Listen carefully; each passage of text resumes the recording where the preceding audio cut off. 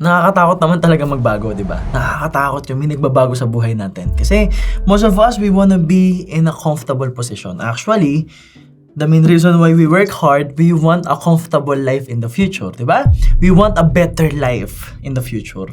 We want a better life for our family because we know what pain feels like.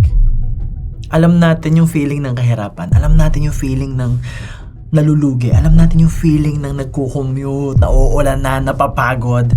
And we want to give our families the best lives. The life that we think they deserve. Pero syempre, kailangan muna nating magbago. Pero nakakatakot magbago. Nakakatakot kung may magre-reject sa atin. Nag-try kang magbenta, i-reject ka. Nag-try kang mag-open ng pangarap mo sa parents mo, i-reject ka. You're trying to be open with how you feel as a man, and then your partner will reject you. Your partner will reject your emotions.